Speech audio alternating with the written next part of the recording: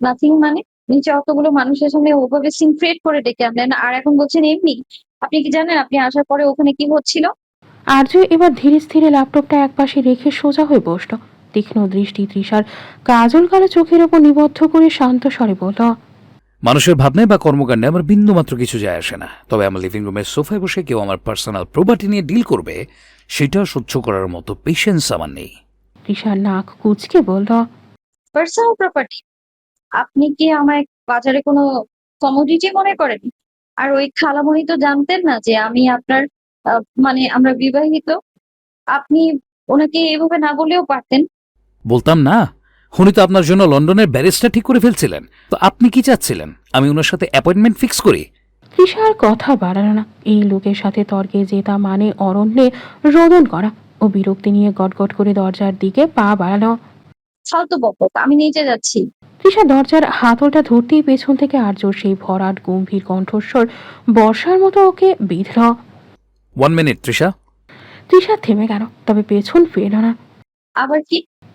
আর্য কোনো উত্তর দিল না। ও ধীরলয়ে পা ফেলে তৃষার ঠিক পেছনে এসে দাঁড়ালো। ও শরীরের সেই পরিচিত করা পারফিউমের সুভাষ নাসারন্ধ্রে ধাক্কা দিতেই তৃষা পিছু হটতে চাইল, কিন্তু বিপত্তি বাধ্য পেছনে থাকা দেওয়ারে।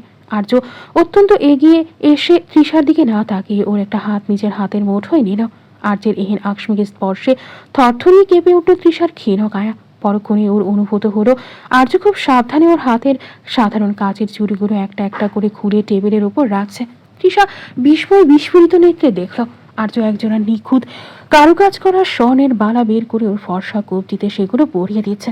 ও শীতল আঙুলের ছোঁয়া তৃষার স্পন্দিত ধমনীতে এক অচেনা সুরে এসে অবতারণা করছে। বালা পরানো শেষ হলে আর্য তৃষার হাতের উপর নিজের আঙুলগুলো আলতো করে রাখল। ওর দৃষ্টি তখনও তৃষার হাতের উপর নিবদ্ধ। তীব্র অধিকার বুঝেও অটল কণ্ঠে বলল, এগুলো যেন হাত থেকে খোলা না হয়। তৃষা বোকা দৃষ্টি মেরে তাকাতেই আর্য এবার খানিক ধমকের সুরে বলল, বুঝেছেন? তৃষা বোকা দৃষ্টি মেরে মাথা নাড়িয়ে বলল। হুম।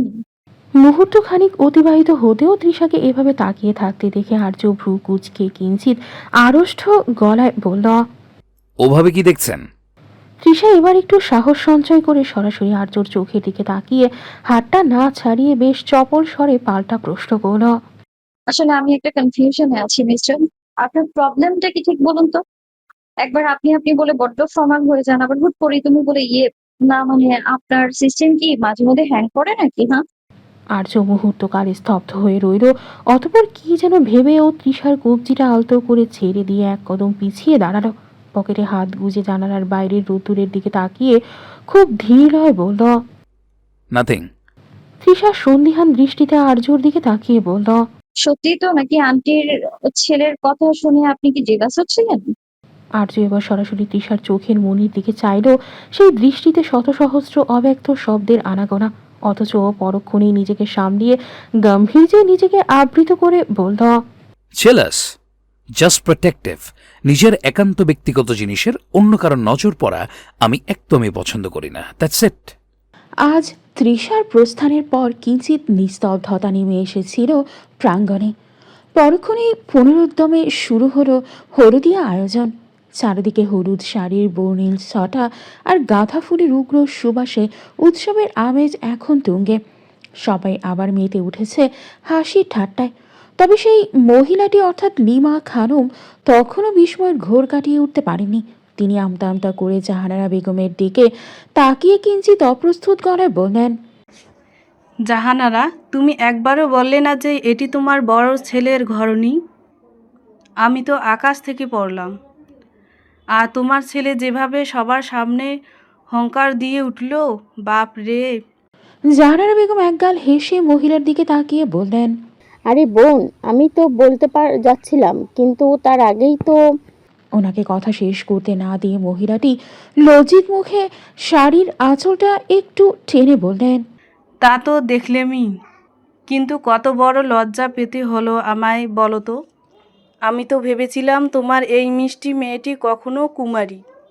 জাহানারা বেগম এবার খানিকটা রসিকতার সুরেই বললেন, আরে বোন, লজ্জার কি আছে? আমার ছেলেটা একটু অমনি, বড্ড জেদি আর বেশি পজিটিভ। ও তো ওর জিনিসের ওপর কারো ভাগ বসানো সহ্যই করতে পারে না। ও যখন সামনে দাঁড়িয়ে থাকে তখন আমারও মাঝে মাঝে সাহস হয় না ওর সাথে কথা বলার। মহিলাটি দীর্ঘশ্বাস ফেলে তৃষার যাওয়ার পথের দিকে তাকিয়ে রইলেন। তিনি নিজের মনে বিড়বিড় করে বললেন, কি একখান বাঘের মতো চাউনি ছেলের, কিন্তু মানতেই হবে জাহানারা, তোমার ছেলের পছন্দ একদম জহুরির মতো। মেয়েটা যেমন মায়াবী, আর্যর পাশে ওকে ঠিক তেমনই মানিয়েছে। আর সবচেয়ে ভালো লাগলো তোমার ছেলের ওকে আগলে রাখাটা। পাশ থেকে গুলশানারা বেগম ফিক করে হেসে উঠে ফোরন কাটেন। আরে আপা, আর্য যে যত্নের ধারা, তাতে মানুষ তো দূর। আমার মনে হয় আর্যর ওই ধমকের পর এখন কোনো পশু পাখিও তৃষার দিকে চোখ তুলে তাকাতে ভয় পাবে। উপস্থিত অন্য আত্মীয়রা হাসিতে ফেটে পড়ল। তামান্না এক গাল হেসে বলল, ঠিক বলেছ খালামণি। ভাইয়া যেভাবে হুকুম দিয়ে ভাবিকে ওপরে নিয়ে গেল, জিও জিও বলতেই হবে। তৃষা ভাবির কপাল আছে।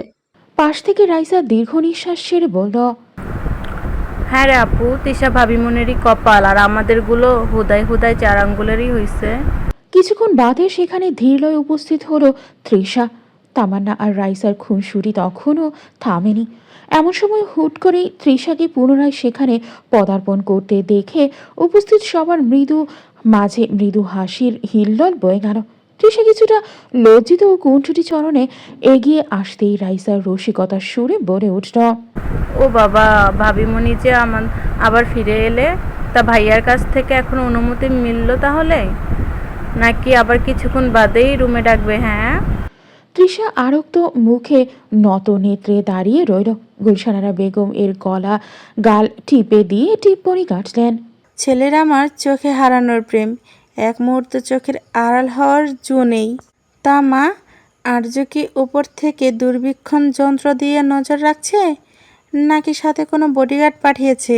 তৃষা আমতা আমতা করে বলল, খালামণি তুমিও, আর সেরকম কিছুই না, উনি জাস্ট এমনি। ওকে কথা শেষ করতে না দিয়ে তামান্না হেসে কুটি কুটি হয়ে বলল, থাক ভাবি, আর সাফাই গাইতে হবে না। ভাইয়ার ওই বাঘের চাহনি মনে পড়লে এখন আমাদেরই পিলে চমকে উঠছে। আর দরকার নেই বাবা, বিয়ের আগে মোড়ে বরকে বিপত্তি করতে চায় না।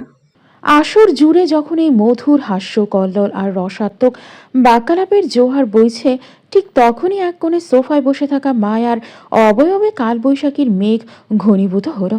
ওর তপ্ত নিঃশ্বাসে ঈর্ষার লেরিহান শিখা যেন প্রতি মুহূর্তে দাউ দাউ করে জ্বলছে। আর্যর ওই গম্ভীর ঘোষণা আর তৃষার প্রতি ওর এই প্রকাশ্য অধিকার বোধ সবই মায়ার হৃদয়ে তপ্ত সীসার মতো বিচ্ছে। ও দাঁতে দাঁত চেপে নিজের মায়ের উদ্দেশ্যে কর্কশ্বরে বিড়বিড় করল, ন্যাকামির একটা সীমা থাকা উচিত। সবার সামনে আদিক্ষেতা না করলে কি ওদের পেটের ভাত হজম হয় না? যত সব আদিক্ষেতার ঠং। মায়ার কটু স্বরে আসমা বেগম খানিকটা অপ্রস্তুত হলেন। মায়ার এক মুহূর্ত সেখানে স্থির থাকতে পারল না। শাড়ির আঁচলটা এক ঝটকায় টেনে নিয়েও গটগট করে ভেতরের দিকে প্রস্থান করল। ওর প্রস্থানের ভঙ্গিমাটা লীলমা খাওনমের নজরে আসতেই তিনি ভ্রু কুঁচকে জাহানারা বেগমের দিকে ফিরে কৌতূহলী স্বরে শোধালেন, হ্যাঁ গো জাহানারা, এই চটপটে মেয়েটা কে? বড্ড রাশভারী মেজাজ তো। জাহানারা বেগম হালকা হেসেই দায়সারা গোছের উত্তর দিতে যাচ্ছিলেন, কিন্তু পাশ থেকে গুলশানারা বেগম ফোরন কেটে বললেন, ও আমাদের মেজ ভাইয়ের ছোট মেয়ে মায়া, একটু জেদি স্বভাবের তো, তাই হয়তো ভিড়ভাট্টা সহ্য করতে পারছে না। লিমা খানম মায়ার চলে যাওয়ার পথের দিকে কিছুক্ষণ অপলক চেয়ে রইলেন। ওনার জহুরির চোখ যেন মায়ার সুশ্রী অবয়ব আর দীর্ঘাঙ্গী ঘরনের মাঝে কিছু খুঁজতে ব্যস্ত। তিনি গলার স্বর কিঞ্চিত খাদে নামিয়ে বললেন, মেয়েটা তো বেশ ডাগর ডগর হয়েছে, তা বিয়ে শাদী হয়েছে নাকি? তৃষার দুষ্টুমি ভরা মস্তিষ্কে এবার এক দুষ্ট বুদ্ধি খেলে গেল। ও এক পা এগিয়ে এসে লিমা খানমের খুব কাছে বসে উৎসাহের সাথে বলল, না না আন্টি, ও তো এখনো সিঙ্গেল। আপনি মায়াকে কিন্তু সিরিয়াসলি কনসিডার করতে পারেন। দেখুন না, ও যেমন লম্বা তেমনি মায়াবী সুন্দরী, পড়াশোনাতেও বেশ ব্রিলিয়ান্ট। আমাদের মেজো কাকার বড্ড আদরের মেয়ে। আপনার লন্ডনী ব্যারিস্টার ছেলের পাশে মায়াকে কিন্তু একদম পারফেক্ট লাগবে। লিমা খানম এবার নড়ে চড়ে বসলেন। তিনি চশমার উপর দিয়ে তৃষার চোখের মনির দিকে তাকিয়ে খানিক ভেবেচিন্তে বিজ্ঞের মতো মাথা নাড়িয়ে বললেন, বুদ্ধিটা কিন্তু মন্দ দাওনি বৌমা। মেয়েটার চোখের মুখের কাটিং বেশ সুন্দর। তা জাহানারা, কি বলো তুমি? সম্বন্ধটা নিয়ে একটু এগোবো নাকি? জাহানারা বেগম ও তৃষার এই চতুর চাল দেখে মনে মনে হাসতেন। তিনি ভালো করে আর্যর মায়ার মনোভাব জানেন। তৃষাই ওনাকে অবগত করেছে ওনাকে এই ব্যাপারে, তাই পরিবেশটা হালকা করতেই উনি বললেন, সে তো দেখা যাবেই বোন। আগে গায়ে হলুদের রংটা সবার গায়ে লাগুক, তারপর না হয় সম্বন্ধের রং নিয়ে আলোচনা করা যাবে। তৃষা অগোচরে হাসল কথোপকথনে। মনে মনে বলল, এবার বুঝছো চান্দু, অন্যের জামাইয়ের দিকে নজর না। হ্যাঁ, আভি আয়েগা মজা। গুলশানারা বেগমের স্বনির্বন্ধ অনুরোধে ওকে পুনরায় অন্দরমহলে যেতে হয়েছিল। প্রয়োজনীয় সরঞ্জামাদি নিয়ে যখন ও পুনরায় হলুদিয়া উৎসবের প্রাঙ্গণে পা রাখল, ঠিক তখনই অতর্কিতে পেছন থেকে দুটি নরম হাতের তালুর আখি পল্লবদ্বয়কে নিবিড়ভাবে আশ্রয় পৃষ্ঠে জাপটে ধরল। তৃষা মুহূর্তের জন্য স্তব্ধ হয়ে গেল। বিস্ময় বিহব্বল কণ্ঠে অস্ফুট স্বরে শোধাল, কে কে আপনি? পেছন থেকে কোনো প্রত্যুত্তর এলো না। কেবল একজোড়া চঞ্চল হাতের মৃদু চাপের মাঝে একরাশ চেনা নিস্তব্ধতা খেলা করতে লাগলো। তৃষা হাতের সামগ্রীগুলো অতি সন্তর্পণে পাশে সরিয়ে রেখে নিজের দু হাতে আগন্তুকের হাত দুটোকে স্পর্শ করল। বিদ্যুৎ স্পর্শে হৃদস্পন্দন ওকে জানান দিলেও এটা ওর প্রাণের সুখী। ওর সমস্ত ভণ্ডামির সারথি ওর হৃদয়ের দর্পণ মেহেসানা। আর তৃষা দুই হাতে মেহসানার হাতগুলো সরিয়ে দিয়ে ঘুরে দাঁড়ালো। সামনে প্রিয় সখীকে দেখা মাত্রই ওর চোখে মুখে এক অদ্ভুত প্রশান্তি আর আনন্দের হিলদোল বয়ে গেল। তৃষা ওকে জাপটে ধরে বলল, মিহু দোস্ত, তুই কখন এলি? তৃষার আবেগতাড়িত বাক্যগুলোকে উপেক্ষা করে মেহসানা ওর কপালে হালকা চাটি মেরে নাক কুচকে বলল, আরে বাবা, একটু দম তো নিতে দে। তৃষা ওকে ছাড়ে বলল, বল। কিছুক্ষণ হলো তোর কাছেই যাচ্ছিলাম, পরে দেখি তুই এখানে। আর এমনি তো আমাদের আসার কথা আরও আগে ছিল, কিন্তু তোর ওই সার্জেন্ট দেবরের চক্করে দেরি হয়েছে। হামিদা আন্টিরা না পেরে বলছিল যে আমরাই চলে আসি, তখন ওনার টাইম বের হয়েছে। ও। মেহসানা এতক্ষণ আলাপচারিতায় ব্যস্ত থাকলেও মূলত তীক্ষ্ণ দৃষ্টিকে তৃষাকে পর্যবেক্ষণ করছিল। হঠাৎ ভ্রু ও নাচিয়ে তৃষার আপাদমস্তক পরক করল। কি ব্যাপার মিসেস এহসান, এত সুন্দরী হয়ে গিয়েছো? ডার্লিং, তোকে দেখে তো আমার নিজেরও বিয়ে করতে ইচ্ছে করছে রে। মেহসানা মুখ বাঁকিয়ে বলল, বেটা পামো কই? ওর প্রত্যুত্তরে তৃষা কিছু বলতে গেল তার আগেই উঠোনের অপর পাশ থেকে ভেসে আসলো শাহানারা বেগমের কণ্ঠ। তৃষা মা, এদিকে আয় তো, হলুদ লাগাবো এখন অহনাকে। শাহানারা বেগমের কণ্ঠ কর্ণগোচর হতেই তৃষা ওনার দিকে তাকিয়ে বললেন, খালামণি, তুমি যাও, আসছি। দ্রুত আয় মা। ওরা আর কালক্ষেপণ না করে ওদিকে এগিয়ে গেল। প্রাঙ্গণ জুড়ে তখন উৎসবের এক উন্মাতাল জোয়ার। শান বাঁধানো উঠোনের মাঝখানে অহনাকে ঘিরে বসেছে রমণীকুল। সুগন্ধি তেলের সাথে মেশানো কাঁচা হলুদের তীব্র ঘ্রাণে চারপাশটা যেন মমহ করছে। মুরব্বীদের হলুদ মাখানোর পর তৃষা আলতো করে এক চিমটি হলুদ অহনার কপালে আর গাড়ে ছুঁয়ে দিল। একে একে ওকে হলুদ মাখিয়ে দিল প্রত্যেকটা নবকুড়ি। টুইঙ্কেল ছোট ছোট পায়ে এগিয়ে এসে তৃষার সাথে দাঁড়িয়েছে হলুদ মাখানো অহনাকে। তারপর তৃষা হাতে সামান্য হলুদ নিয়ে আলতো করে ছুঁয়ে দিলে টুইঙ্কেলের মিষ্টি তুলতুলে ছোঁয়ালে। টুইঙ্কেলও নিজের ছোট ছোট হাত দ্বারা হলুদ আবৃত করল তৃষার মুখশ্রী। ইউ লুকিং সুইট বানি। তোমাকেও ভীষণ কিউট লাগছে সুইটহার্ট, একদম কিউটনেস ওভারলোড। টুইঙ্কেল মিষ্টি হাসল। একে একে প্রত্যেকে হলুদ মাখালো প্রত্যেকেই, তবে বাদ পড়ো তৃষা। টুইঙ্কেল চলে যেতেই ও এক কোনায় চুপিসারে দাঁড়িয়ে আছে, কিছুতেই হলুদ মাখবে না। ও শাড়ি নষ্ট হয়ে যাবার ভয়ে, তবে ওর অগোচরেই চলছে এক দীর্ঘ পরিকল্পনা। রাইসা, তামান্না আর মেহসানা এই ত্রয়ীর চোখে তখন দুষ্টুমির ঝিলিক। ওদের হাতে ধরা বাটি ভর্তি হলুদের কাই। রাইসা ফিস ফিস করে বলল, তৃষা ভাবিমণিকে আজ আর আস্ত রাখবে না, হলুদে একদম ভূত বানিয়ে ছাড়বো। তৃষা বিপদ আজ করতে পেরে এক পা পেছালো, কিন্তু ততক্ষণে মেহসানা ওর এক হাত জাপটে ধরেছে। ও আর্তনাদ করে উঠল। মেহু ছাড়, দেখ আমার শাড়িটা নষ্ট হয়ে যাবে কিন্তু। আরে আরে, ক্যাপ্টেনের বউ হয়ে শাড়ির মায়া করিস? শালি, তোর একটা শাড়ি নষ্ট হলে তোর বর তোকে 10টা কিনে দিবে। চুপ থাক। মেহসানার হাসির মাঝেই রাইসা আর তামান্না দুই দিক থেকে এগিয়ে গেল। তৃষা আর এক মুহূর্ত দেরি না করে কোনো মতে নিজেকে ছাড়িয়ে নিয়ে ভোর দৌড় দিল। ওর পিছু পিছু হলুদের বাটি হাতে ছুটল 3 মূর্তি। উঠোনের হাসাহাসি আর হুল্লোড় ছাপিয়ে তৃষার শাড়ির খসখস শব্দ আর ওর চঞ্চল পায়ে নূপুরের নিক্কণ প্রতিধ্বনিত হতে লাগলো। উঠোনের ভিড় কাটিয়ে ও সোজা অন্দরের দিকে ছুটল। গন্তব্য দোতলার নিরাপদ ঘর। রাইসা পেছন থেকে চিৎকার করে বলল, ভাবিমণি, পালিয়ে বাঁচা যাবে না, আজকে তোমাকে হলুদ ফুট করেই ছাড়বো। তৃষা হাঁপাচ্ছিল। শাড়ির কুচি এক হাতে সামান্য, অন্য হাতে রেডিং ধরেও যখন সিঁড়ির বাঁকটা দ্রুত বেগে অতিক্রম করতে চাইল, ঠিক তখনই ঘটল বিপত্তি। 2 তলার ল্যান্ডিংয়ে আসতেই কারো এক সুঠাম শক্ত দেহের সাথে ওর সজোরে ধাক্কা লাগলো। তৃষা নিজেকে সামলাতে না পেরে ছিটকে পড়ে যাচ্ছিল, কিন্তু তার আগেই একজোড়া বলিষ্ঠ হাত ওর কোমর জড়িয়ে ধরেও এক হ্যাচকা টানে নিজের বুকের সাথে মিশিয়ে নিল। তৃষার বন্ধ আঁখি পল্লব ভয়ে কাঁপছিল। হঠাৎ নাসার অন্ধে ধাক্কা দিল পরিচিত পারফিউমের কড়া ঘ্রাণ। ও চোখ খুলে তাকাতেই দেখল আর্যর সেই অতলান্ত গম্ভীর চোখের চাহনি। আর্যর শুভ্র পাঞ্জাবিতে তৃষার হাতের হলুদের ছাপ ইতিউতি লেগে আছে। What nonsense! এইভাবে ছোটাছুটি করছেন কেন? তৃষা ভয়ে আড়ষ্ট হয়ে আসছিল এই বুঝি আর্য ওকে এক ধমক দেবে। তবে আর্যর কণ্ঠে ধমকের চেয়ে উদ্বিগ্নতা প্রবল দেখে খানিক সাহসের সঞ্চয় হল ওর। আর্যর অগোচরে শুকনো ঢোক গিরেও বলল, এমনি। ওকে কথা শেষ না করতে দিয়ে আর্য বলল, এমনি এমনি কেউ ছোটাছুটি করে? তার উপরে শাড়ি পরেছেন ম্যাম, নিজেকে সামলান, সাথে আমাকেও শান্ত থাকতে দিন। আপনার কন্ডিশনে যে কোনো মুহূর্তে হার্ট ফেল হতে পারে আমার। শেষ কথাগুলো খানিক নিম্ন স্বরে বলল আর্য, যার দরুন সেগুলো কর্ণগোচর হল না তৃষার। তাই ও পুনর্বার প্রশ্নাত্মক দৃষ্টি মেরে বলল, মানে? আর্য ওকে ছেড়ে দিল সন্তর্পণে। অতপর নিজের পাঞ্জাবি ঠিক করতে করতে বলল, নাথিং। তৃষা ওকে ফের প্রশ্ন করতে যাবে তার আগে আর্য বলল, পাঞ্জাবিটা নষ্ট করে দিয়েছেন, এখন এটা পরিষ্কার কে করবে?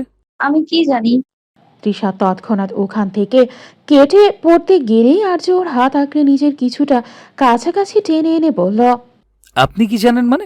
এখন কি আমি এটা পরে ওখানে যাব? সেটা আপনি জানেন। আর আমায় একটা কথা বলুন তো, হলুদের দিন সাদা পাঞ্জাবি কে পরে? আমি পড়ি, কোনো প্রবলেম?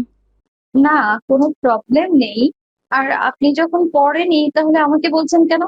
হলুদের দিনে সাদা পাঞ্জাবি পরলে নোংরা হবে তো, এটা তো জানা কথা। যান গিয়ে নিজে পরিষ্কার করে নিন। তৃষা পালানোর জন্য ছটফট করতে করতে আর্যর হাতের বাঁধন থেকে নিজেকে ছাড়ানোর চেষ্টা করল। অথচ আর্য ওকে নড়বার এক দণ্ড অবকাশ না দিয়ে ওর কবজিটা সামান্য শক্ত করে ধরে ওর চোখের দিকে স্থির দৃষ্টিতে চেয়ে ভরাট কণ্ঠে বলল, যুক্তি ভালোই শিখেছেন ম্যাম। ভুলটা আপনার, অথচ সাফাই গেছেন আমার পাঞ্জাবির কালার নিয়ে। তৃষা ঠোঁট উল্টে অবজ্ঞার সুরে বলল, আরে বাবা, এখানে আমার দোষটা কোথায়? আমি তো জাস্ট রাইসাদের হাত থেকে বাঁচতে দৌড়াচ্ছিলাম। আপনি কেন মাঝপথে পাহাড়ের মতো দাঁড়িয়েছিলেন? দোষটা আপনারই তাহলে। পাহাড় নড়ে না তৃষা, সমতলকেই পাহাড়ের কাছে আসতে হয়। এখন আমার এই পাঞ্জাবিতে আপনার হাতের যে ছাপ লেগেছে, এটার সলিউশন কি? আমি কি এই কন্ডিশনে নিচে গিয়ে সবার ইনভেস্টিগেশনের শিকার হব?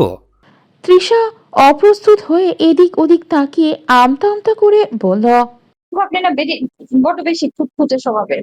জাস্ট একটু হলুদই তো লেগেছে, ধুয়ে ফেলেই তো হয়। চান মামায় ওরা চলে আসবে। তৃষার হাতটা এক ঝটকায় ছেড়ে দিয়ে নিজের পাঞ্জাবির দাগটার দিকে তাকালো।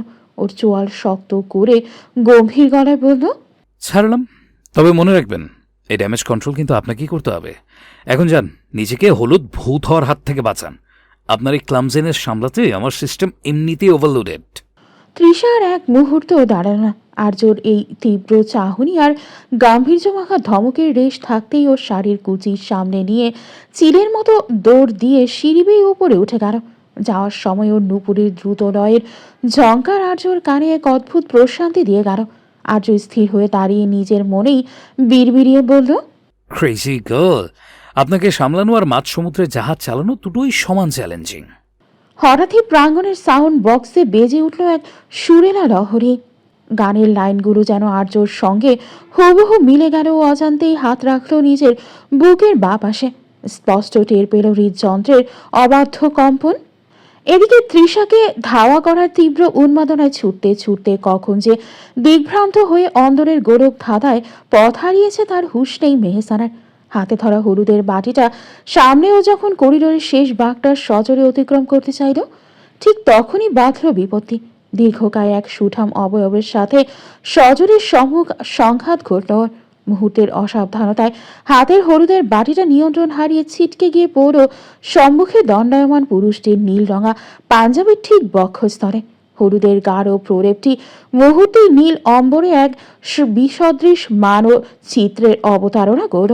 মেহসানার ভারসাম্য হারিয়ে পড়ে যেতে গিয়েও নিজেকে সামলে নিল। মেজাজটা এমনিতেও চড়া, তার উপর এমন সংঘর্ষেও এক মুহূর্ত না ভেবেই সামনে দাঁড়িয়ে থাকা ব্যক্তির দিকে চোখ রাঙিয়ে চেঁচিয়ে উঠল, আরে আপনি কি চোখে দেখতে পান না মাঝ রাস্তায় এভাবে খাম্বার মতো দাঁড়িয়ে থাকার মানেটা কি শুনি? হুম, আমার সব হলুদ তো নষ্ট হয়ে গেল। আদ্রিয়ান স্তম্ভিত হয়ে নিজের সাথের পাঞ্জাবির দিকে তাকানো। পরপর সম্মুখের রমণীটির দিকে কিঞ্চিত রাগ দেখানোর ব্যর্থ প্রচেষ্টায় বলল, এক্সকিউজ মি, খাম্বা হয়ে আমি দাঁড়িয়েছিলাম নাকি আপনি বুলেট ট্রেন সেজে অন্তর্মহলে ট্রায়াল দিচ্ছিলেন?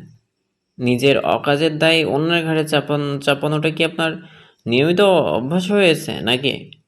প্রথমত নিজে এসে ধাক্কা দিয়েছেন, সরি তো বলেনি, আবার অসভ্যর মতো আমাকেই দোষারোপ করছেন। মেহসানা বাম ভ্রুটা সামান্য উঁচিয়ে বলল, কি বললেন? কি বলবো আমি? সরি। আইসে আমার খালু। সরি তাও নাকি আপনাকে বলতে হবে? দুটো একসাথে যায়? আদ্রিয়ান এবার সত্যি বিরক্ত হলো এই মেয়ের এমন তেরা জবাবে। ভ্রু কুঞ্চন পূর্বক বলল, মানে? মেহসানা ভাবলে ক্ষীণ কণ্ঠে বলল, বুঝলে বুঝপাতা, না বুঝলে তেজপাতা। এর মানে কি? আপনার মাথা। বলেই আর এক মুহূর্ত সেখানে দণ্ডায়মান রইল না মেহসানা। আদ্রিয়ানকে আর কোনো প্রশ্ন করার অবকাশ না দিয়েই গটগট পায়ে সেখান থেকে প্রস্থান করল। আদ্রিয়ান সূক্ষ্ম নেত্রে ওর প্রস্থান পথের দিকে চাইল। পরক্ষণে নিজের নষ্ট হয়ে যাওয়া পাঞ্জাবিটা পরখ করে মনে মনে বিড়বিড় করল, অসভ্য মেয়ে। কলহাস্যের করতানে মুখরিত হলদিয়া প্রাঙ্গণ। মুরব্বীদের অট্ট হাসি আর পরিহাসের সুর প্রাঙ্গণ জুড়ে এক উৎসব মুখর উন্মাদনা ছড়িয়ে দিচ্ছে। অহনাদের গায়ে নতুন হলুদ পর্বের সমাপ্তি ঘটেছে কিছুক্ষণ হলো। মুরব্বীদের হাস্য উজ্জ্বল আশিস আর তরুণীদের মৃহ গুঞ্জনের আবহে এক অদ্ভুত স্নিগ্ধতা খেয়ে যাচ্ছে চতুর্দিকে। প্রতিটি কোণ যেন তখন এক আসন্ন শুভক্ষণের প্রতীক্ষায় বিভোর। অহনাকে এনের ড্রয়িং রুমের পার্শ্ববর্তী একটা কক্ষে বসানো হয়েছে। যদিও পাড়ার ভাবি আর আত্মীয়দের উপস্থিতিতে জনাকীর্ণ পরিবেশ সেথায়, তবু এসির শীতল হাওয়ায় কিঞ্চিত স্বস্তি মিলছে। মেহসানা তৃষা, তিথি আর রাইসার সাথে বাম দিকটায় বসেছিল। তৃষার কোল জুড়ে টুইঙ্কেলের দখল দাঁড়িত্ব। হঠাৎ অহনার মিষ্টি মুখশ্রীতে চেয়ে তিথি বলল, কি মিষ্টি লাগছে মেয়েটাকে। মেহসানা পাশ থেকে জবাব দিল, জি আপু, তোমরা সবাই এত সুন্দরী, চোখ ধাঁধিয়ে যায় একদম। তিথি ওর দিকে চেয়ে বলল, তোমার থেকে বেশি নয়। মেহসানা খানিক লজ্জা পেয়ে বলল, কি যে বলো না, কই তোমরা আর কই আমি? আরে ছেমড়ি, বহুত সুন্দরী তুই, ঢং করিস না তো। তিথির এমন কথায় মুচকি হাসল মেহসানা। মোটামুটি সবার সাথে সখ্যতা গড়ে উঠেছে ওর। কিছুক্ষণের মধ্যেই একে অন্যের পরিচিত হয়ে উঠেছে ওরা। ওদের কথার মাঝে ফোড়ন কাটল টুইঙ্কেল। তৃষার গলা জড়িয়ে মুখে ছোট্ট করে চুমু এঁকে সকলের উদ্দেশ্যে বলল, No, you all are wrong. My Bunny the prettiest lady here. টুইঙ্কেলের কথা হেসে উঠল উপস্থিত সকলে। রাইসা ওর তুলতুলের চোয়াল দুটো খানিক টেনে বলল, ও লে লে লে লে লে আমার সোনা, তোমার বাণী সুন্দর বলেই তো তোমার পাপা তোমার বাণীকে বেছে নিল না, এতে সন্দেহের কি আছে? আমরা সবাই জানি তোমার বাণী এখানকার সব থেকে সুন্দরী। রাইসার কথায় সকলে মুখ চেপে হাসলেও খানিক লজ্জা পেল তৃষা। এদিকে ছোট্ট টুইঙ্কেলের মস্তিষ্ক বুঝল না রাইসার কথার মর্মার্থ। ও শুধু এতটুকুই বুঝলো যে রাইসা ওর বাণীর প্রশংসা করেছে। তাই ও মাথা নাড়িয়ে বলল, হ্যাঁ ঠিক বলেছো। ওর কথায় আরো একবার হাসির হিল্লোল বয়ে গেল সেথায়। তৃষা খানিক লাজুক হেসে টুইঙ্কেলের নিষ্পাপ মুখশ্রীতে চাইল। বাচ্চারা যদি বুঝতো আসলে ওরা কি বলেছে। কিছুক্ষণ বাদে তামান্না এক বাটির সন্দেশ নিয়ে ওদের আড্ডায় যোগ দিল। মেহসানা একটা দীর্ঘশ্বাস ফেলে আকাশের দিকে তাকিয়ে নাটকী স্বরে বলল, যাই হোক, তিথি আপু যেই যাই বলুক, আমার জীবনটা বেদনার। More on and only best ফ্রেন্ডের বিয়ে হয়ে গেল, আর আমি এখনো single and ready to mingle signboard ঝুলিয়ে ঘুরছি। জীবনে কি করলাম। তামান্না ওর পাশে বসে পিঠে একটা সান্ত্বনার চাপড় মেরে ফিক করে হেসে বলল, আরে বোন, একদম কলেজায় হাত দিয়েছো। আমার অবস্থাও তো সেম। বাড়িতে বিয়ের কথা উঠলেই আম্মু এমনভাবে তাকায় যেন আমি কোনো মূল্যবান রত্নের কথা বলছি। তৃষা ওদের এই বিলাপ শুনে মুখ টিপে হাসতে হাসতে বলল, তোমরা দুজনে মিলে একটা সিঙ্গলস অ্যাসোসিয়েশন খুলে ফেলো, দেখবা মেম্বার কম পড়বে না। তৃষার কথা মেহসানা ঈষৎ রাগ দেখিয়ে বলল, ফাজলামি করিস? আমরা বলেছি দুঃখের কথা। আমি কেউ ফাজলামো বললাম? আমি তো সত্যিটাই বললাম। ওদের হাসাহাসি যখন তুঙ্গে, ঠিক সেই মুহূর্তেই আড্ডার মাঝখানে হুট করে এসে উদয় হলো আদ্রিয়ান। ওর উপস্থিতিতে হাসাহাসির রোল মুহূর্তে স্তিমিত হয়ে গেল। ঘরের প্রতিটি নারী মূর্তির উপর একবার চোখ বুলিয়ে আদ্রিয়ানের দৃষ্টি স্থির হলো মেহসানার ওপর। মেহসানাও দমে যাওয়ার পাত্রী নয়। ও এক মনে সন্দেশ চিবোতে চিবোতে বেশ তাচ্ছিল্যের সাথেই আদ্রিয়ানের দিকে তাকিয়ে ভ্রু কোঁচকাল। আদ্রিয়ান কয়েক কদম এগিয়ে এসে তৃষার উদ্দেশ্যে গম্ভীর স্বরে বলল, তৃষা ভাবি, আপনার গেস্ট লিস্টে কি আজকাল রোড রোলারদেরও ইনভাইট করা হয়? অন্দরমহলে যেভাবে ট্রাফিক জ্যাম তৈরি হচ্ছে, তাতে সিগন্যাল ছাড়া হাঁটাচলা করা তো লাইফ রিস্ক হয়ে দাঁড়িয়েছে। আদ্রিয়ানের তারা কথা শুনে মেহসানা সোফা ছেড়ে দাঁড়িয়ে পড়ল। ও কোমরে হাত দিয়ে বেশ ঝাঝালো গলায় পাল্টা জবাব দিল, শুনুন মিস্টার ল্যাম্পপোস্ট, আপনার মতো যারা মাঝ রাস্তায় নেটওয়ার্ক খুঁজছে দাঁড়িয়ে থাকে, জ্যামটা আসলে তাদের কারণেই হয়। আর আপনার ওই নীল পাঞ্জাবির ম্যাপটা কিন্তু বেশ ইউনিক ছিল। উল্টে আমাকে থ্যাঙ্কস জানানো উচিত ছিল আপনার। আদ্রিয়ান তাচ্ছিলের হাসি হেসে তৃষার দিকে ফিরল। ভাবি, আপনার এই বান্ধবীকে কি কোনো ডিবেট কম্পিটিশন থেকে হায়ার করেছেন? লজিক নেই, শুধু নয়েজ পলিউশন। মেহসানা তেড়ে যেতে চাইলে তৃষা মাঝখানে এসে দুজনকে থামিয়ে হাসতে হাসতে বলল, আরে আরে, আপনারা কি এখানেও কুস্তি শুরু করবেন? আদ্রিয়ান ভাইয়া, আপনি তো একটু থামুন। পাশ থেকে টুইঙ্কেল উকি দিয়ে বলল, পাপা বলে ঝগড়া করলে ব্যাড বয় হতে হয়। তোমরা কি ব্যাড বয় গার্ল? টুইঙ্কেলের নিষ্পাপ প্রশ্নে আদ্রিয়ান আর মেহসানা একে অপরের দিকে অগ্নিদৃষ্টি হেনে মুখ ঘুরিয়ে নিল। তৃষা মিটিমিটি হাসতে হাসতে দুই মূর্তিকে শান্ত করার চেষ্টায় মগ্ন। তখনই তিথি বলল, আরে আরে, কুল কুল। আর আদ্র ভাই, তুমি কি শুরু করলো? মেহু, তুমিও কুল। ঝগড়া তো একটু পরে হবে, বাড়ির ছেলেরা ভার্সেস মেয়েরা, তখন দেখা যাবে কে কত ঝগড়া করতে পারে। ওরা অবাক দৃষ্টিতে তিথির দিকে তাকালো। মেহসানা কিঞ্চিত ভ্রু কুচকে শোধালো, মানে? মানে আর কি, ও তোমাকে তো বলাই হয়নি। আমাদের জমিদার বাড়িতে একটা আছে, আমরা হলুদ সন্ধ্যা না করে বিকেলে নাচ গানের আয়োজন করি। সেখানে বাড়ির ছেলেরা এক পক্ষ আর মেয়েরা অন্য পক্ষ। একটা কম্পিটিশন বলতে পারো, যেখানে এক পক্ষ অন্য পক্ষকে হারাবে বা পক্ষ হারাতে পারবে সারা বছর সেই পক্ষের যে পক্ষ হারাতে পারবে সারা বছর সেই পক্ষের কথায় অপর পক্ষকে চলতে হবে। বুঝতে পেরেছো? যদিও এটা বিয়ের মৌসুমে আসে, তবে বলা যায় অন্য বিয়ের আগ পর্যন্ত এর পুরস্কার পায় বিজয়ী পক্ষ। মেহসানা আনমনে মাথা নাড়ল। আদ্রিয়ান ওর দিকে তাকিয়ে বলল, ওনার গবর ভরা মাথায় কিছুই ঢোকেনি তিথি। এই যে মিস গবর ঠাসা, এর মানে হচ্ছে ইনডিরেক্টলি ছেলেদের দমিয়ে রাখার চেষ্টা, বুঝছেন? এমনিও ছেলেরা অনেক উদার মনের হয়, মেয়েদের এমনিতেই জিতিয়ে দেবে। আর একটা বিয়ের পর অন্য বিয়ে কমপক্ষে 2 থেকে 3 বছর পর হয়, তো সারা বছরের নাম করে ওরা সারা জীবন আমাদের মাথা খায়, যেমন আপনি একটু আগে খাচ্ছিলেন। বুঝেছেন?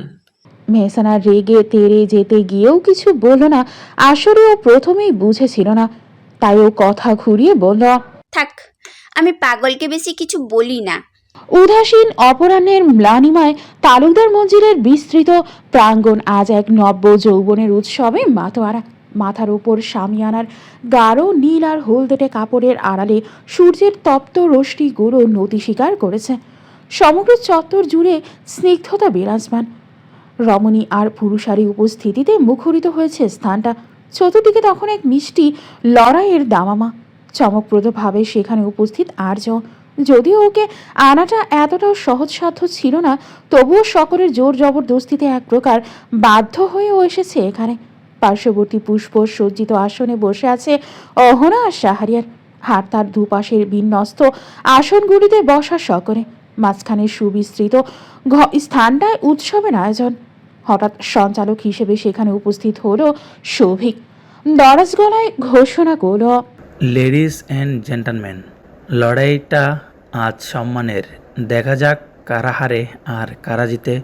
নিয়মটা সিম্পল, আমি বয়মটা নিয়ে আসব আর দুই পক্ষের প্রতিনিধিরা চোখ বন্ধ করে একটা করে চিরকুট তুলবেন। সেখানে যা লেখা থাকবে ঠিক সেটাই পারফরমেন্স করতে হবে। যদি কেউ রিফিউজ করেন বা ফেল করেন, তবে তারা বছরের জন্য অন্য পক্ষের গোলামি করার বন্ডে সই করতে হবে। So guys, are you ready? সকলের সম্মতিক্রমে সৌভিক প্রথমে এগিয়ে গেল মেয়েদের দলের দিকে। তৃষা এক পলক আর্যর দিকে তাকালো। আর্য সোফায় হেলান দিয়ে এক হাত পকেটে গুজে তৃষার দিকে তাকিয়ে আছে। তৃষা বুক ভরে নিঃশ্বাস নিয়ে বয়াম থেকে একটা গোলাপি চিরকুট তুলল। সৌভিক চিরকুটটা নিয়ে উচ্ছ্বাসে বলল, ওয়াও, শুরুতেই রোমান্টিক কিছু। এখানে লেখা আছে নিজের জীবনসঙ্গীকে ইশারায় এখানে লেখা কথাটা বোঝাতে হবে। সো মিসেস আরজ এহসান ওরফে my sweet Babi, the floor is yours. তৃষার গাল দুটো মুহূর্তে আরক্তিম হয়ে উঠল। এখানে যে শব্দটা লেখা আছে সেটাও আর্যকে বলবে কিভাবে? লাজুকতা বেষ্টন করেছে ওকে তীব্র রূপে। ও যখন ভাবনায় নিমগ্ন, ঠিক তখনই তাতে ছেদ পড়ল ভেসে আসা সৌভিকের কণ্ঠস্বরে। কি হলো বাবি, আসুন। তৃষা অপ্রকৃতস্থের ন্যায় সে বোকা কণ্ঠে বলল, হ্যাঁ, আরে স্টেজে আসবেন তো। তৃষা কিছু বলতে যাওয়ার আগেই ছেলেদের দিক থেকে কেউ একজন বলল। ছেলেপক্ষের টিটকারিটা যেন অগ্নি হলকার ন্যায় ছড়িয়ে পড়ল আসরে। আদ্রিয়ান বাঁকা হেসে আলতো স্বরে বলল, তৃষা ভাবি, ময়দান ছাড়ার আগে একবার ভেবে নিন। এই হারের দায় কিন্তু পুরো গার্লস গ্যাং এর উপরে বাতাবে। তার চেয়ে বরং আত্মসমর্পণ করেন। আমরা একটু না হয় দয়া দক্ষিণা দেখাবো।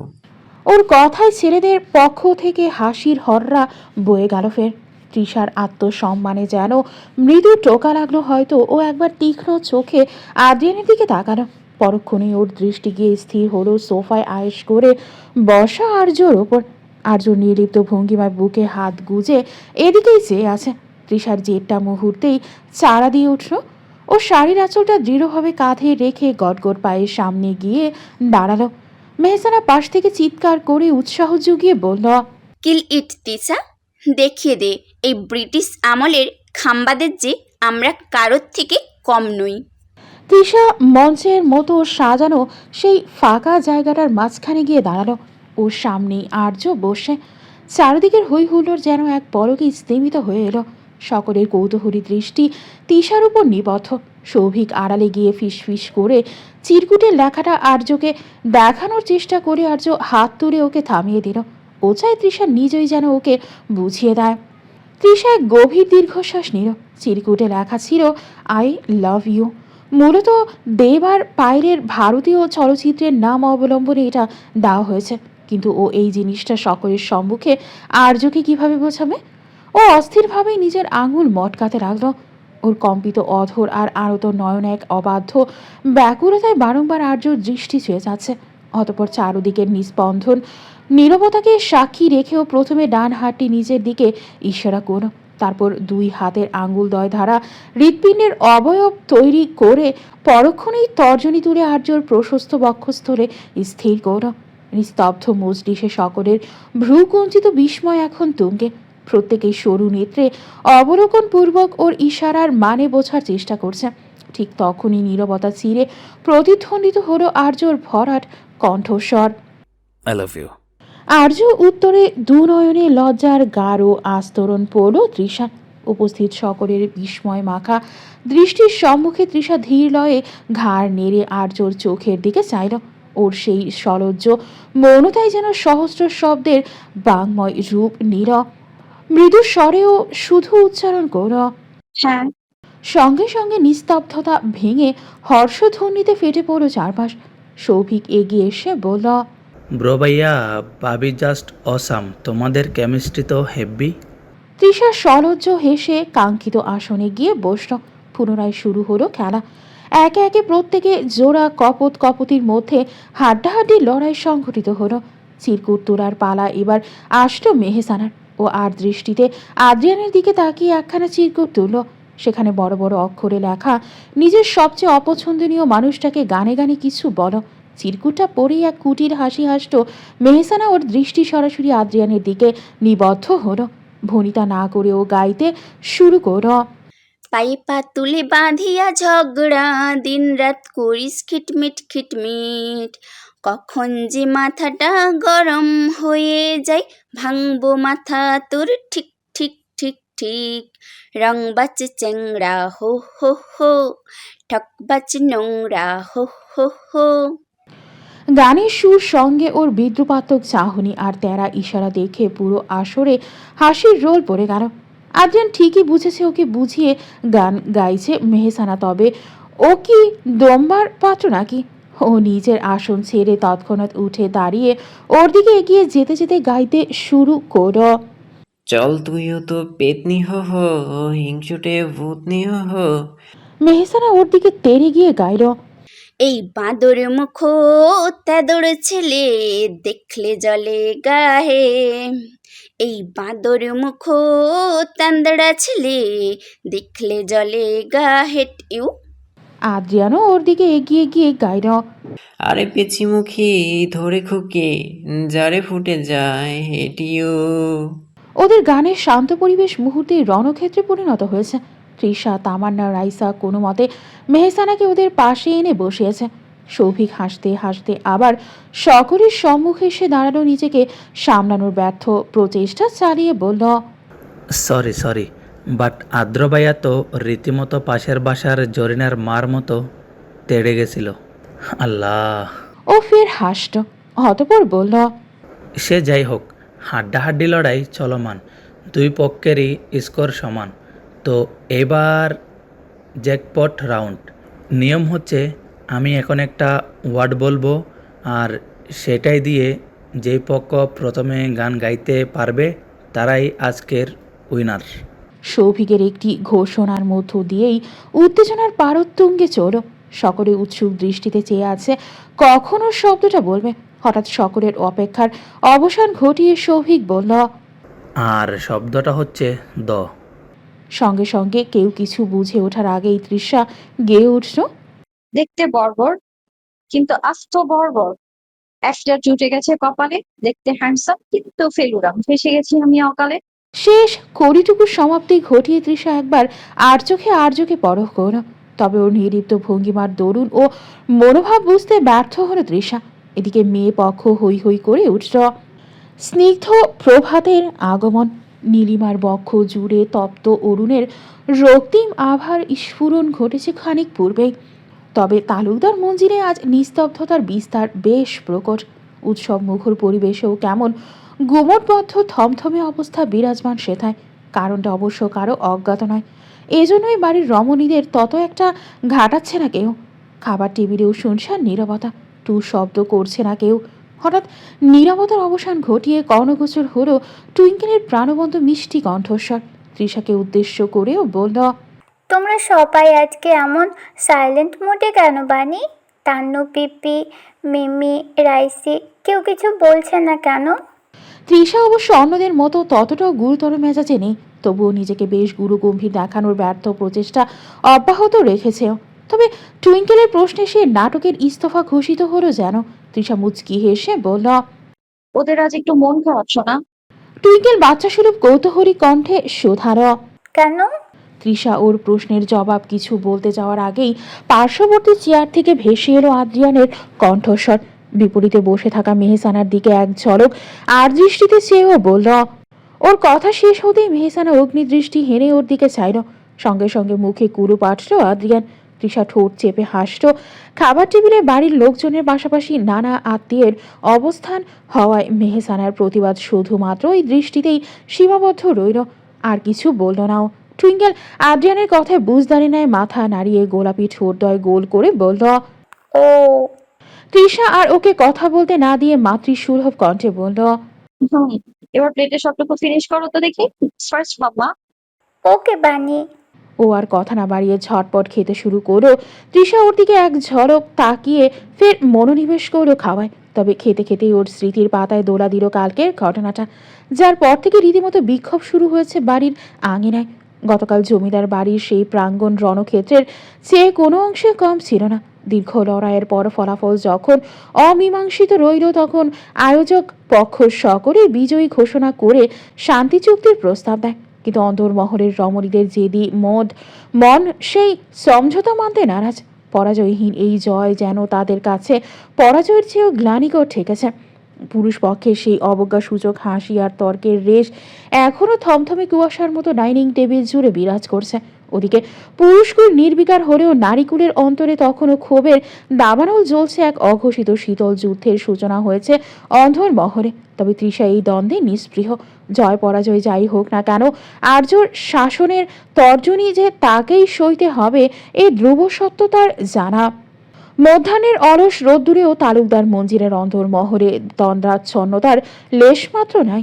জানালার পর্দায় দুপুরের ক্লান্ত পবন কুলু দোলা দিয়ে যাচ্ছে। তৃষা সবেমাত্র গোসল সেরে কক্ষে প্রবেশ করো। ভেজা চুলের গোছা থেকে টুপটুপ করে ঝরে পড়া জলবিন্দুগুলোর পিঠে কাপড়ে আলপনা আঁকতে ব্যস্ত। দীর্ঘ দর্পণের সামনে দণ্ডায়মান তৃষা নিজের জলসিক্ত কেশরাজ মুছতে তৎপর। ঠিক তখনই পাশে অবহেলায় পতিত ফোনটা মৃদু গুঞ্জনে কেঁপে উঠল। কৌতূহলী বৃষ্টিতে ফোনটা হাতে নিতেই কাঙ্ক্ষিত নোটিফিকেশনের ঠোঁটের কোণে মুচকি হাসি ফুটে উঠল তৃষার। কিছুদিন আগে সে সেলিং কিং অ্যাকাউন্টটি ওর রিকোয়েস্ট গ্রহণ করেছিল। সেখান থেকে একটি পোস্ট করা হয়েছে গভীর অনুরাগে সিক্ত উক্তি। রৌদ্রতীপ্ত নির্জনতায় তোমার কাজল চোখে আমি পথ হারিয়েছি স্বেচ্ছায়। প্রহর শেষে যখনই তোমায় দেখেছি একরাশ, বুঝেছি তোমার মায়াবী চাহনিতেই হয়েছে আমার সলজ্জ সর্বনাশ। উক্তিটির গভীরতা হৃদগহিনী এক সুপ্ত শিহরণ জাগিয়ে তুলল তৃষার। ও মুগ্ধ নয়নে কিছুক্ষণ তাকিয়ে থেকে স্ক্রিনে আঙুল ছুঁলো। ওর খুব ইচ্ছে কোনো জনসম্মুখে একটা মন্তব্য করে নিজের মুগ্ধতা প্রকাশ করতে, কিন্তু পরক্ষণে কি ভেবে আঙুল থামিয়ে নিল। সে সরাসরি ওই ভিডিওটির লিঙ্ক কপি করে আর্যর ইনবক্সে পাঠিয়ে দিল। কিবোর্ডে দ্রুত আঙ্গুলে চালিয়ে খানিকটা রসিকতা আর কৌতূহল মিশিয়ে লিখে পাঠালো। কি ব্যাপার মিস্টার, হঠাৎ এমন রোমান্টিক উক্তি? তবে কি কোনো কঠিন প্রেমে হাবুডুবু খাচ্ছেন নাকি? নাকি আপনারও কারো মায়াবী চোখে সর্বনাশ হয়ে গিয়েছে, কোনটা? মেসেজটা পাঠিয়ে তৃষা মুচকি হাসল। দর্পণে চেয়ে নিজের ভেজা চুলে তোয়ালেটা ভালো করে পেঁচাতে পেঁচাতে সে ভাবল, দেখা যাক ওপাশের মানুষটি এই অতর্কিত হামলার কি জবাব দেয়। নিথর দুপুরের শান্ত পরিবেশে তার হৃদস্পন্দন উত্তরের প্রতীক্ষায় একটু বেশি চঞ্চল হয়ে উঠছে। অতিবাহিত হলেও মুহূর্ত খানিক। হঠাৎ তুমি শব্দের সম্বিত ফিরল তৃষার। ফোনের স্ক্রিনটা জ্বলতে উঠতেই ওর হৃদস্পন্দন এক মুহূর্তের জন্য থমকে গেল। সেলিং কিং এর ইনবক্স থেকে রিপ্লাই এসেছে। ও ভেজা চুলগুলো একপাশে সরিয়ে অধীর আগ্রহে ও মেসেজটা খুলল। ওপাশে লেখা, সর্বনাশ, সে তো অনেক আগেই হয়ে গেছে ম্যাম। তবে সেটা মায়াবী চোখের চাবুকে নাকি ভাগ্যের পরিহাসে সেটা অজানা। আর হাবুডুবু খাওয়ার কথা বলছেন? সাগরে নাবিক তো আমি, ডুবতে দিলেও কি সাগরও আমাকে অত সহজে ছেড়ে দেবে? তৃষা বিছানায় উপর হয়ে শুয়ে পা নাচাতে নাচাতে টাইপ করল। সর্বনাশ, সে তো অনেক আগেই হয়ে গেছে ম্যাম। তবে সেটা মায়াবী চোখের চাবুকে নাকি ভাগ্যের পরিহাসে সেটা অজানা। আর হাবুডুবু খাওয়ার কথা বলছেন? সাগরে নাবিক তো আমি, ডুবতে দিলেও কি সাগরও আমাকে অত সহজে ছেড়ে দেবে? বাবা, নাবিক মশাইয়ের তো দেখি কথার ধার তলোয়ার চাইতেও বেশি। তাই এই যে বলছেন সর্বনাশ হয়ে গেছে, এই সর্বনাশে কি জানে যে তার কাজল চোখের মায়ায় একজন আস্ত সেলিং কিং নিজের লজিক হারিয়ে বসে আছে? কয়েক সেকেন্ডে নিস্তব্ধতা। টাইপিং লেখাটা দেখে তৃষার পেটের ভেতর যেন হাজারো প্রজাপতি ডানা ঝাপটাতে লাগলো। কাঙ্ক্ষিত মানবটির সাথেও সরাসরিভাবে কথা বলছে ভাবতেই হৃদস্পন্দন অবাধ্য ঘোড়ার ন্যায় ছুটল। ওপাশের উত্তর এরা, সে জানুক বা না জানুক, ডিকশনারিতে তার নামটা আমি কনফ্লিক্ট হিসেবে সেভ করে রেখেছি, কারণ তাকে দেখলেই আমার হার্ট আর ব্রেনের মধ্যে একটা কোল্ড ওয়ার শুরু হয়ে যায়। আপনার কি মনে হয়, সারেন্ডার করা কি সলিউশন? তৃষা মুচকি হেসে লিখল, মাঝে মাঝে সারেন্ডার করাটাই কিন্তু সবচেয়ে বড় জয়, বিশেষ করে যদি বিপক্ষ দল খুব জেদি আর মিষ্টি হয়। ট্রাই করে দেখতে পারেন, হয়তো আপনার গুমোট একাকিত্ব এক নিমিষে কর্পূরের মতো উড়ে যাবে। ওপাশ থেকে এবার শুধু একটা রিয়াকশন এলো, একটি বাঁকা হাসির ইমোজি। তৃষা ফোনটা বুকের সাথে চেপে ধরে সিলিংয়ের দিকে তাকিয়ে রইল। কেন জানি না এই অপরিচিত মানুষটার কথার ধরন, এই তেরা যুক্তি আর গাম্ভীর্যের আড়ালে লুকিয়ে থাকা সূক্ষ্ম রসিকতাগুলো ওকে বারবার আর্যর কথা মনে করিয়ে দিচ্ছে। ও নিজের মনেই বিড়বিড়িয়ে বলল, না না, ওনার মতো রোবট কি আর এমন কাব্যিক কথা বলতে পারে? It's impossible. ও যখন ভাবনার অতল গহ্বরে নিমগ্ন, ঠিক তখনই কক্ষের নিস্তব্ধতা চিরে আর্যর গুরুগম্ভীর পদধ্বনি কর্ণগোচর হলো। তৃষা তড়িৎ বেগে ফোনের স্ক্রিন অফ করে বালিশের নিচে গুজে দিয়ে অপ্রস্তুত ভঙ্গিতে উঠে বসল। ওর আরক্তিম কপলে তখনও সেই অজানা ভালো লাগার অবাধ্য আভারে গেছে। আর্য ঘরে ঢুকেই তৃষার বিশৃঙ্খল অবস্থা আর ওর মুখের এই অদ্ভুত রক্তিমাভাব চাহনি দেখে থমকে দাঁড়ালো। ওর কপালে সূক্ষ্ম ভাঁজ পড়ল, চোখের তীক্ষ্ণ দৃষ্টিতে যেন কোনো এক লুকানো সংকেত পটার চেষ্টা করো। আর্য ধীর পায়ে এগিয়ে এসে বেশ গম্ভীর অথচ কিঞ্চিত উদ্বিগ্নী কণ্ঠে শোধালো, কি হয়েছে তৃষা, নিয়ে প্রবলেম? এভাবে শুয়েছেন, অসুস্থ লাগছে? তৃষার বুকের ধুকপুকানি তখন কয়েক গুণ বেড়ে গেছে। ও অপ্রস্তুত হয়ে চুলে তোয়ালেটা ভালো করে পেঁচিয়ে নিয়ে তোতলামি করে বলল, আরে না, ও কিছুই না, জাস্ট একটা একটা জোকস পড়ছিলাম। আপনি হঠাৎ এভাবে ঘরে কেন ঢুকলেন? আর্য এক পলক বালিশের নিচে উকি দেওয়া ফোনের কোণাটার দিকে চেয়ে ঠোঁটের কোণে এক চিলতে রহস্যময় হাসি ফুটিয়ে বলল, নিচের ঘরে ঢুকতে পারমিশন লাগে নাকি? ওর অর্ধ সমাপ্ত কথায় তৃষা ভ্রুকুচকে শুধালো। নাকি? আর্য নির্লিপ্ত ভঙ্গিমায় বলল। নাথিং। তৃষা এবার খানিকটা তেড়ে ফুরে বসল। আর্যর এই অবিরত নাথিং নাথিং বলাটা ওর ধৈর্যের সবটুকু বাঁধ ভেঙে দিচ্ছে। ও ভ্রু কুচকে গাল ফুরিয়ে বেশ ঝাঝালো স্বরে বলল, নাথিং নাথিং কি জিনিস? হ্যাঁ, সারাক্ষণ শুধু নাথিং আর নাথিং, খেতে গেলে নাথিং, শুতে গেলে নাথিং, বলতে গেলে নাথিং। তৃষার এক নাগারে বলা কথাগুলো আর্যর কর্ণগোচর হলো ঠিকই, কিন্তু ওর প্রতিক্রিয়ায় কোনো পরিবর্তন এলো না। তৃষা পুনরায় বলল, দেখুন, ওর কথাটা বলতে দেরি সঙ্গে সঙ্গে আর্য অভিজ্ঞ জহুরির ন্যায় সন্ধানী দৃষ্টি দিয়ে তৃষাকে আপাদমস্তক নিরীক্ষণ করতে শুরু করলো। ভেজা চুলের তোয়ালে থেকে চুইয়ে পড়া দু এক বিন্দু জল তৃষার কপালে মুক্তোর মতো ঝিকমিক করছে। তৃষা আবার ওর সেই অন্তর্ভেদী চাহনিতে কুকড়ে গেল কিঞ্চিত। অস্বস্তিতে আড়ষ্ট হয়ে কাঁচুমাচু ভঙ্গিমায় বলল, কি করছেন? দেখছি। কাকে? আর্য এবার দু কদম এগিয়ে এলো তৃষার দিকে, ভরাট কণ্ঠে বলল, আপনাকে। ওর এই অতর্কিত নৈকট্যে ও একটু হকচকিয়ে গিয়ে বিছানার সাথে আরও সেটে বসল। তৃষা অপ্রস্তুত স্বরে বলল, মানে? তৃষার অপ্রস্তুত প্রশ্নের পিঠে আর্য এক পা এগিয়ে এসে ওর চোখের মণি বরাবর দৃষ্টি নিবদ্ধ করে গাম্ভীর্য বিন্দুমাত্র না তেরসাভাবে তাকিয়ে বলল, আপনিই তো বললেন দেখুন, তাই দেখছি। তৃষা এবার রাগে ফেটে পড়ল। বিছানা ছেড়ে দাঁড়িয়ে কোমরে হাত দিয়ে তোড়পে উঠে বলল, আমি কি আমাকে দেখতে বলেছিলাম? অসহ্য। আর্য নির্লিপ্ত গলায় জবাব দিল, স্পষ্ট বাংলায় দেখুন বললেন, এখন অস্বীকার করছেন? অদ্ভুত তো। আমি তো এমনি কথা বলার সময় দেখুন বলেছি, তা বলে আপনি ওভাবে আমায় ঘাবড়ে দেবেন? যে না, আজকে একটা সুযোগ সন্ধানী রোবট একটা। আর আপনার লজিক বড্ড বেশি তেড়া। তৃষা দাঁত কিরমির করতে করতে তোয়ালেটা ঝাপটা দিয়ে ঘাট থেকে সরালো, আর এক মুহূর্ত ব্যয় না করে গটগট করে রুম থেকে বেরিয়ে গেল।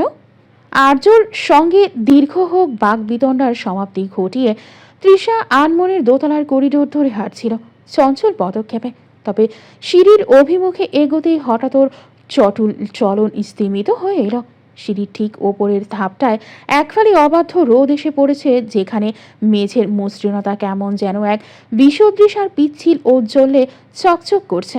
তৃষা কৌতূহলী হয়ে ধীর পায়ে এগিয়ে গেল এবং সাবধানে সামান্য নুয়ে বসে আঙুল ছুঁয়ে পরখ করল ওর অনুমানই নির্ভুল। চটচটে তৈলাক্ত আস্তরণ। তৃষার কপালে চিন্তার সূক্ষ্ম ভাঁজ গভীর হলো। এত লোকজনের ভিড়েও এতটা অসতর্কতা! হঠাৎ আশেপাশে উপস্থিতি দেখতে এক ঝলক চাইলেও সঙ্গে সঙ্গে ওর দৃষ্টিগোচর হলো অদূরবর্তী স্তম্ভের আড়ালে এক ঝলক পরিচিত বেগুনি ওনার আঁচল বাতাসের ঝাপটায় দুলছে।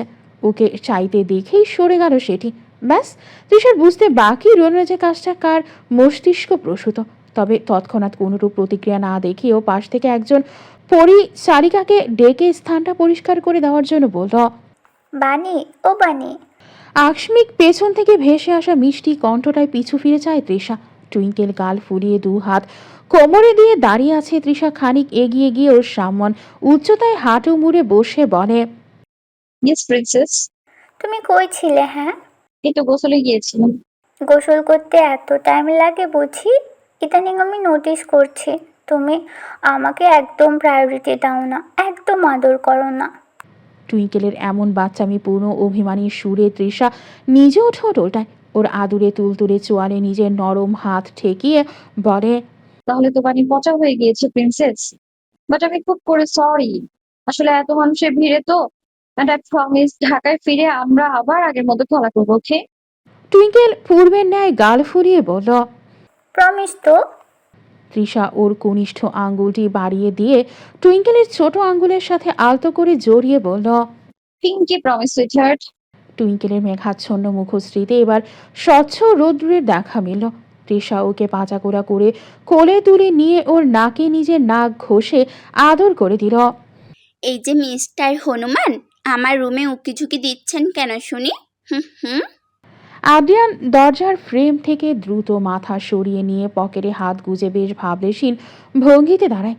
মেহসানা ভেজা হাত মুছতে মুছতে ঘর থেকে বেরিয়ে এসে ওর সামনে দাঁড়িয়ে কপালে কয়েকটা ভাঁজ ফেলে ফের বলে, সিসিটিভি হওয়ার শখ হয়েছে নাকি? এটা কিন্তু একটা girls room, got it? Adrian এক মুহূর্ত অপ্রস্তুত হলেও দমে গেল না একটুও।